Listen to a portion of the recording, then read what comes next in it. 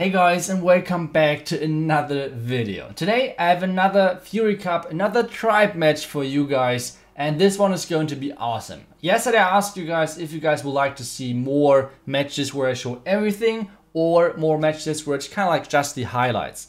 And it was kind of 50-50, so I will keep going today with the entire match because I feel like this match was really close, so every single attack mattered on each side. So that's kind of the goal for today. And before we're actually jumping into the attacks, one quick reminder, since it's only day 2 of the Gold Pass, so if you're still thinking about buying the Gold Pass, make sure to check out all of your favorite YouTubers out there and check if they have a content creator code, if you would like to support them. If you would like to support me, it's just the code ETSU. Thank you guys so much for that, thank you guys so much for the support. And now let's get started with the first attack. The first attack is going to be from Pocha, who is, I hope that someone pronounced this correctly, who is doing the E-Dragons. E-Dragons are having like slowly but surely a comeback in the competitive scene because it feels like a lot of people are trying to build kind of compact. At least some of the bases are kind of compact, which are kind of tricky for queen chargers then, for example. So on this one, it's pretty nice to see them come back, but at the same time annoying as well. I don't really know what I think about that, or what I should think about that. Either way, now the E-Dragons are coming in, and it's pretty classic. Like, what you try to do is use the warden ability early, as the attacker is doing over here, because the reasoning behind that is that you're pushing your balloons into the base in front of the E-Dragons, and they're surviving way longer, and this means they can easily trigger traps. That's kind of the important thing, and that's the reasoning why the warden ability is used most of the time that early, because black mines, and you have only 7 electro dragons, black mines really hurt your electro dragons, obviously. So if you can get rid of most of them with your loons in front of the E-Dragons, with the rage and with the warden ability, then that's awesome. That's how it should be done. But on this attack, a lot of black mines were in the core, so the loons never made it there, which means a lot of the E-Dragons actually caught the black mines, so it would have been obviously nicer to have the warden ability in the core. But as an attacker, you never know that. It's obviously like a small gamble always. And on this attack, he's falling short. The next thing which I don't like at E-Dragons, or which I would always do when I would do E-Dragon attacks, I will bring a couple of cleanup troops because I feel like he could have gotten above 80% easily. But because there's nothing left to place, he's only ending up on 75%, which is obviously never a result which you're looking for. But still, everything is open. Now we have the second attack in the match coming in, which is going to be me on this one. And I'm going in with the Queen Charge Lalo, but this time not the classic TDH or whatever, this time just with the lightning spells, because there's a lot of value at the top right side. We kind of felt like it could be baited because, to be honest, this is obvious as freaking heck. Like, you guys, everyone is seeing, okay, there are 2 expos, the warden, you can zap so much over there. So we were not really sure if it is baited or not, so I was just like, okay, YOLO, just try it and see what happens. And then the next part of the attack is kind of to queen charge in from 3 o'clock. I wasn't 100% sure if my wallbreaker would target the air defense, because that's where my wallbreaker should go. That's why I brought 3 wallbreakers, so I have one backup wallbreaker to kind of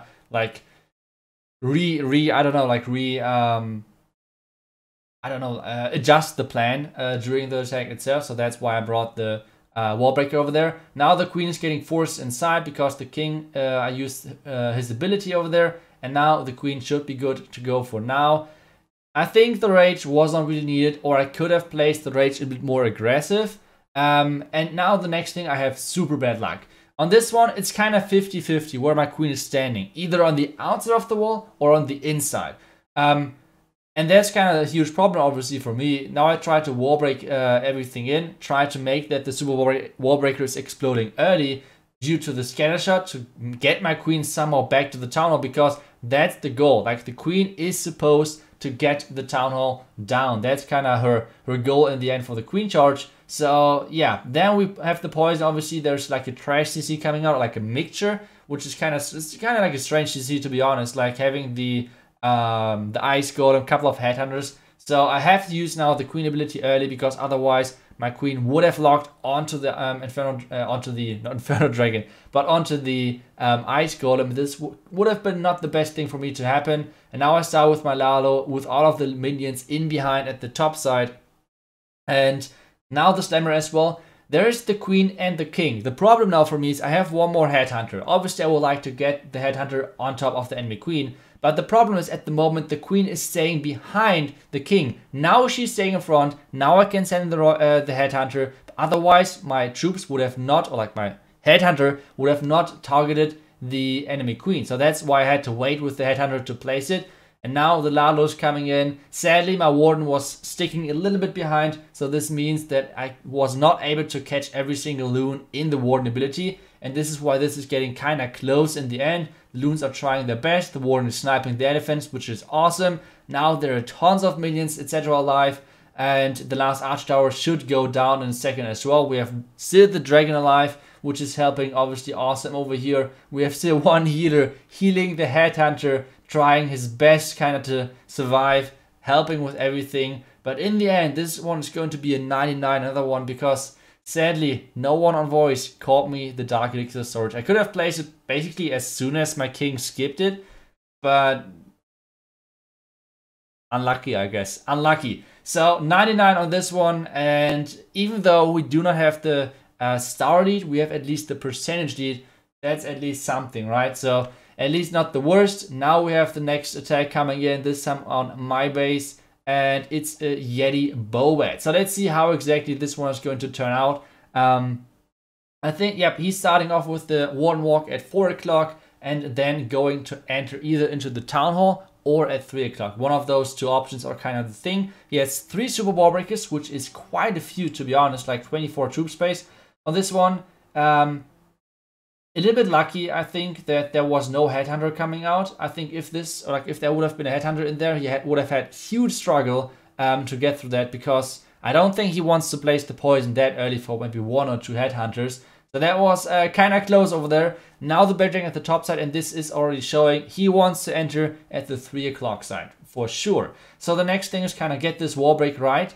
And I'm not really sure why exactly he's bringing 3 Super Wall Breakers. Not sure about that one, because that could have been, yeah, nearly another Yeti. So that's quite a lot, actually, especially in a Yeti Bobat, where you need the true power, kind of, because you won't have the spare power in the core, because you're using bad spells for the back end. Now the Warden is kind of getting distracted from the bottom side. He's luring him perfectly over again to the right side with his Yetis. And on this one, King is going in. Now the wall breakers and everything are getting into the base as well. So far, so good. Sending in the Yeti Blim from 3 o'clock. Really nicely done to take down the Town Hall, which is really, really well planned. And now the Warden ability with the Rage into the core. Headhunters are coming out. And like I said, if there would have been a 1 or 2 Headhunters coming out during the Warden Walk, this would have caused huge troubles for him, most likely. Either way, now we're getting back into the core. And he has some...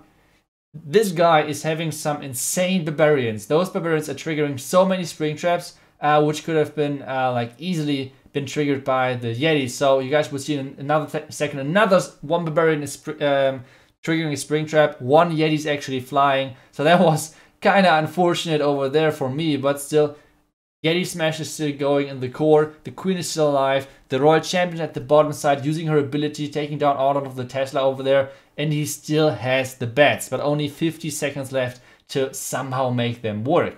There are 3 more freezes. First freeze onto the Eagle and onto the Wizard Tower, which is nice. The next freeze onto the Wizard Tower again. Really nice timings over there. So he makes sure that he's not losing any bats to the Wizard Tower. Now there's 1 Wizard Tower left, which the Queen is taking out perfectly timing-wise. So really nicely done that he's waiting over there. Now the Queen is stepping outside of the range of the single Inferno Tower. The bats are clearing the back end and are clearing the last mortar. And now it's getting close on time. The perfect, the freaking perfect split. 3 or 4 bats going to the left. The majority of bats are going to the top side. So like I have to say, the luckiest split ever on this one. So really, really nice on that. And this is causing in the end that he's getting the 3-star done. So yeah, a little bit like the luck which I was missing on my attack. He got this for sure. So GG's for sure on that attack. and now we're kind of in behind, even though we have one more attack to use. So let's see if we can catch up, and let's see if we can tie this up again on stars. The next attack is going to be Nick, and Nick is saying, I don't need a huge like variety and troops. I need super wall breakers, I need witches, I need 4 ice golems. That's it. So let's see how far he's actually making it, because to be honest, if this attack is falling short in the beginning, it's a huge problem on percentage, because you don't have any corner archers, you don't have any cleaner minions or whatsoever, and that's obviously, it can be a huge problem. So what he's doing, he's using the siege barracks on the left side, because he wants to have later on the Hawk Riders from the siege barracks going for the eagle. That's kind of the goal at this point.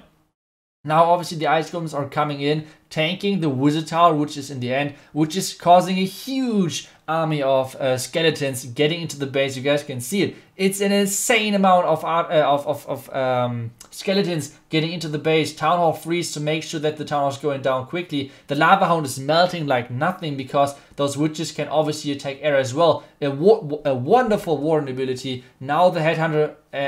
Now the Royal Champion. Why do I always call the Royal Champion a Headhunter? I don't know. Either way, the Royal Champion is clearing out the top side with the Hawk Riders together. Then there's an army of wizards and archers and barbarians and skeletons to clear out the enemy queen. His own queen is still alive. He still has the queen ability left. He still has the Royal Champion ability left. And this one is not about percentage. This one is going all the way. This attack was insane. So really nicely done over here, because we can see it already. Like, he has the queen ability left, he has the Royal Champion ability, which he can use any second now. And there's only this one lonely Tesla farm, and there are so many witches left. So that was a really nice attack, really crazy on this one. And yeah, witches, welcome to the new meta, yay. I don't know why things like this are even possible, but either way, it's kind of funny to watch, as long as you are not getting attacked by it, I guess. But either way, insane GG to Nick, really nicely done. And this is getting us back into the game, and once again back into the percentage lead, which we had thanks to, yeah, nice, my 99%. So next attacker this time is going to be Chris, and he's thinking like, hey, I know this base. Nick used this base already against Indian Clashers, and they completely smashed the base. Well, Nick was like, hey, I used this base already against Indian Clashers, it got completely smashed against them, so let's bait the entry. And that's exactly what he did, with like a lot of Tesla over there, which are luring the queen on the outside. Because if you guys watched the qualifier, actually, we ran this base against Indian Clashers, and the base defended really nicely in tests. The only problem, which kind of was, no one of us tested this queen charge in from 9 o'clock. So that's what Indian Clashers did. And Nick tweaked against this entry the Tesla, which is causing huge problems to funnel the queen actually inside the town hall, and this is causing the queen never go inside. And now he is kind of like trying, or like the attacker is now trying to somehow save this, and he got so freaking lucky with that minion. Like, he placed a minion for lava pups, which you should never do. That's a big no-no when you're doing a queen charge in front of the town hall. That would have been the path for the minion. And if the minion would have actually been surviving, this attack would have been over immediately, because the healers would be dead ASAP. Like, never do this, guys. Never use a minion in front of a town hall if there's nothing in behind the town, like an air defense or something. Either way, the queen is dying either way at this point, because there was too much damage, and the freeze was a little bit too late, sadly. But now the Hydra is getting into the town hall. He has to use the warden ability early to protect the miners and the Hawk Riders from the bomb of the Giga Tesla. And now the Hawk Riders are coming out from the siege barracks, and everything should go into the base for now. Heal spell early. Springtrap should be over there, I think. Yes, there we go. 3 Hawk Riders learning flying.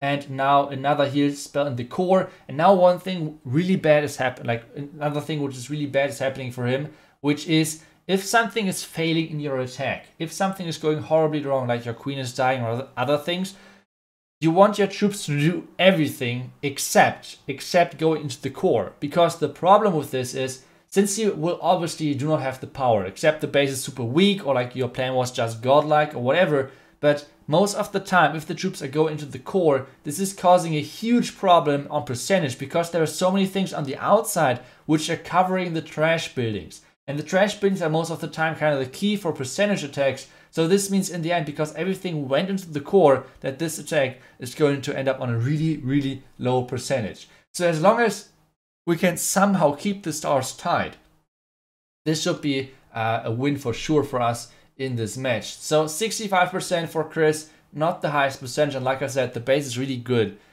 as long as this 9 o'clock is not, like 9 o'clock charge is not working. That's kind of the important thing.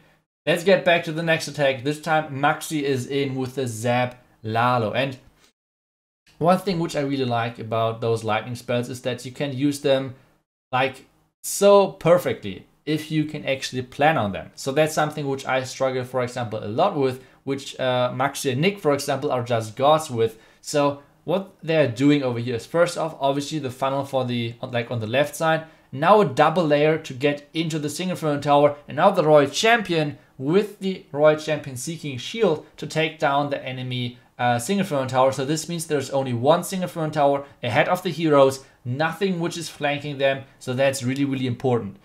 But now we're getting into the part where a huge mistake has been done by Maxi, which is he's not counting the troops accordingly. Normally, when there's a default CC, it's 3 archers and 2 headhunters. Over here, it's a bit more archers and 3 headhunters, which means he should know that it's a trash CC, that he should never ever drop a poison on this one.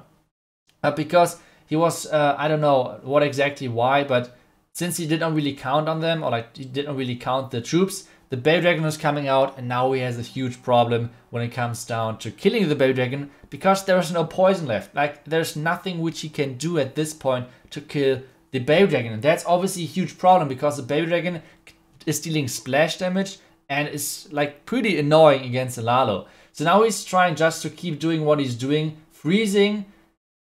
Yeah, and that's kind of the next problem. He's kind of panicking at this point, I think, because he dropped the haste, dropped the freeze.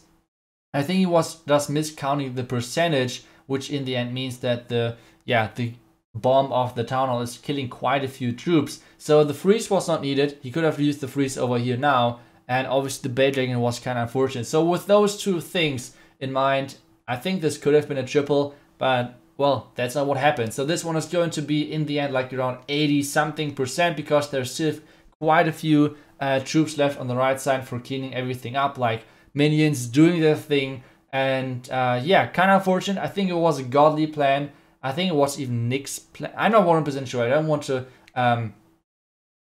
I don't know, mix things up, but it was a really nice plan with the lightning spells over there.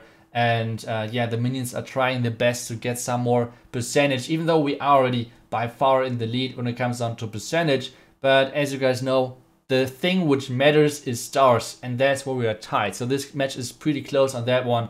And for us, the only goal is kind of to keep being tied on stars, because percentage is that far in the lead for us. So minions are doing the thing last couple of seconds, and then we can jump into the next attack and see what Elite Kings are going to do in their next attack and how much percentage are they going to get. The next one is going to be Rupert versus Lex on this one, and he's coming in with the Queen Charge Hybrid. So let's see how exactly he's going to do that. So first off, starting his Queen at the 5 o'clock side, or like 5:30, whatever, you guys know what I mean.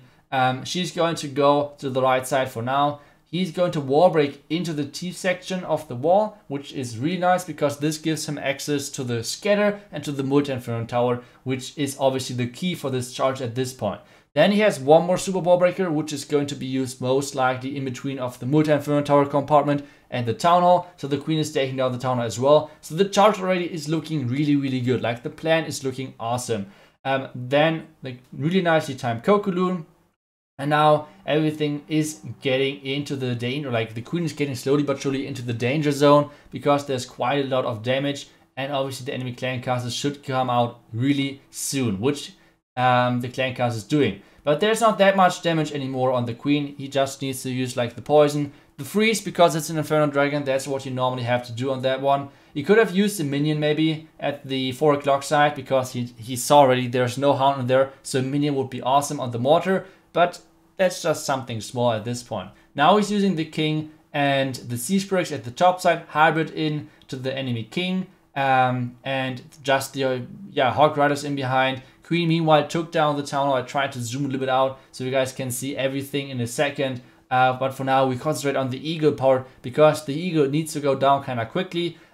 Which it is, so everything good over there. He still waits with the warden ability, which is really nice because there's a double multi-inferno tower, so there's a lot of splash damage in combination with the bomb tower. So the warden ability is obviously nice a bit later, which he's using now, so really nice timing on that. Now the queen is doing her thing on the right side, still being alive, still having her ability left. One last heal to get into the expos.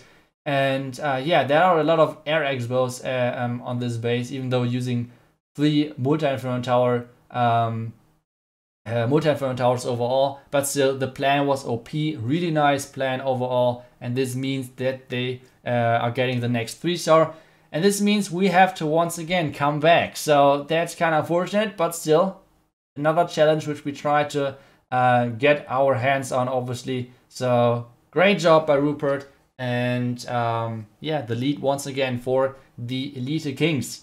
Let's see, Lex is coming in with the Queen Charge Hybrid as well, but he's having a jump spell, which is always a nice surprise to a lot of enemies because that's normally not something which you're seeing that often. So let's see what exactly he's going to come up with. Charging into the Town Hall, because you can't wall break over there, he's saying, okay, let me jump the first wall. I don't care if you do those walls against anti-wall breakers, I would just jump into the Town Hall and that's it. Kind of unlucky with the healer, but to be honest, I mean, the archer tower is getting taken out kind of quickly, so that should be fine. Still kind of strange, like the healers were not really in range, I think. Really nicely done, early poison, so this means the CC is taking a little bit longer to get to the queen, which is causing the queen to take down the town hall first before the troops are actually getting to her, which is really important, otherwise this would be way too much damage on her. And there's still a lot of damage on her, so it needs to use the rage early and now the hybrid early, because the problem right now is that he already used 2 rages, and if he's waiting longer with the hybrid, the problem would be that the expos would be all locking onto his queen, which is causing obviously a lot of damage on his queen without rages. That's not a good thing. So really good that he started early with the hybrid on this one. The air sweeper is a little bit annoying for him, but still it should be alright for now. Warden ability soon as well, I guess, in the core to protect everything, which he's doing now, which is looking nice. Queen is using her ability just to make sure that she's not dying against the scatter, and once again she's getting out of her cloak as soon as the scatter is about to lock onto the hybrid. And now the one thing which is the huge problem for him, the enemy king.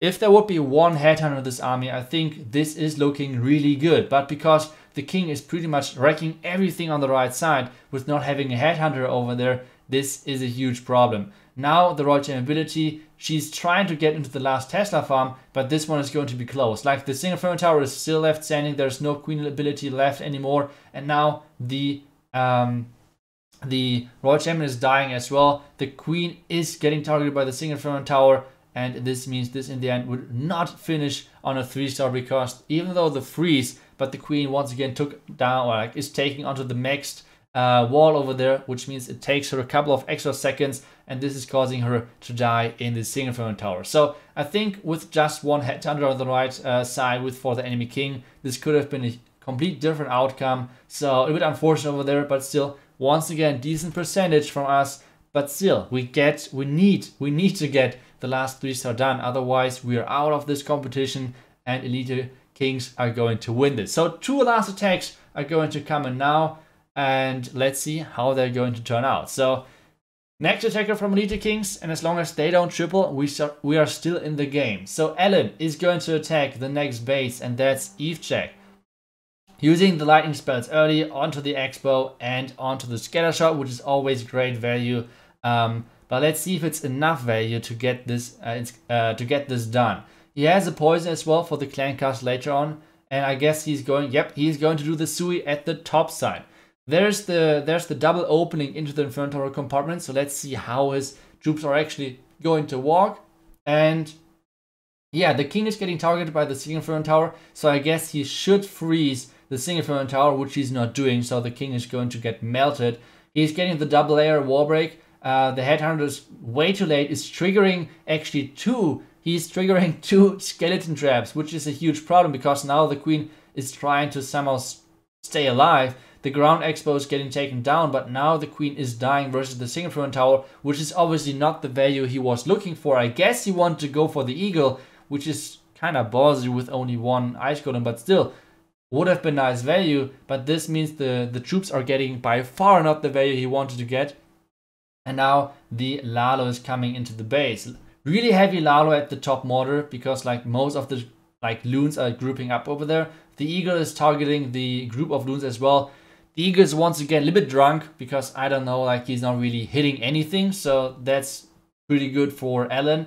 Now the Yeti blimp to the top, or like the, I don't know what exactly it is, like a dragon blimp, Yeti. It's a super goblin blimp. Okay, super goblin blimp to the town hall. The headhunters actually completely wrecked the enemy, or like his own warden, and this is not looking good for him. There's still the expo left, there's still another air defense, there's still the inferno tower from the beginning still left, so this is not going to end up in a 3-star. Really nice defense from Evechek, and now we have Evechek on offense as well, and Evechek could put us once again into his backpack and get us to the victory screen, but I mean, he still needs the triple, and if he's doing so, then he was kind of the MVP with like a 64% defense and a triple. So let's see how exactly this is going to turn out. He's going with the Zap Lalo as well. So he's starting off with the lightning spells onto the clan castle, onto the expos, earthquake as well to damage the scatter as well, which is important for like a little bit later. One more lightning, and I guess he just forgot that he needs one more lightning because he's not dropping it just yet. So we're just screaming on voice like, Evechek, drop the lightning. And he's missing the sweeper, which is not the worst thing, but to be honest, Evechek should like try to learn those lightnings a little bit more. But that's just I don't know, just a joke. So now the SOOOOOO is getting into the town hall, which means king and the ice golem, and now something which it's just Evechek. It's just him. Like, it's crazy. He's using, or like he's delaying the king ability until the enemy king is hitting his king. Because what this does is, if he would have used the king ability earlier, the town would have been triggered earlier, and this would have caused the town to shoot earlier on his troops. Which now is meaning kinda that his queen is having more HP than she could have. And that's just some things which Evechek is always doing. Like, he's crazy good at that. Now the Lalo is getting in. Once again, we're lucky, or like, I guess it's just fair. I mean, this eagle shots were still better than the eagle shots on Ellen on the last attack, but still, the eagle is just stupid. Like, I don't know, the eagle can't hit any shots. It's, I don't know. Either way, the Lalo's getting into the base. It's a bit strange looking, to be honest, because, yeah, like he's dropping a couple of loons from the bottom side, top side. There's one huge group of loons at the top side. Now the dragon is dealing with the enemy royal champion. The enemy royal champion is like running around, like, I don't know. Warden ability now to get into the sweeper section, and obviously into the multi-inferno tower part in the top side. First headhunter on the enemy queen, and now one more headhunter to go for the enemy queen once again. He has to having one more freezing the enemy queen just to make sure that the loons are staying alive. And now this headhunter is being the MVP. First off, he's killing the queen. Second of all, he's jumping in front of the loons to tank the wizard tower, and this means this one is going to be a triple in the end, and the backpack of Evechek is just the biggest in the entire world. So we're always nice and comfortable in there, and yeah, that's another win for Tribe Gaming, because we got the 3-star. Like I said, I mean, even though the war was close on stars, it was a really one-sided show on the percentage, which you guys will see in a second. So GG's to Elite Kings. It was an awesome war. A lot of close attacks on both sides, but yeah, in the end we got the job done. I think it was a deserved victory as well. You guys will see it on the percentage screen as well. We had like 14% advantage. Let's just check it out. 12-12, which was pretty close looking, but you guys can see it, 94 to 88%. So that's quite a massive difference. So GG's overall. We will get into the next round on the Fury Cup. And that's it for today, for today's video. I hope you guys enjoyed the video. I will see you guys. I hope I will see you guys back tomorrow. And until then, see ya and bye bye.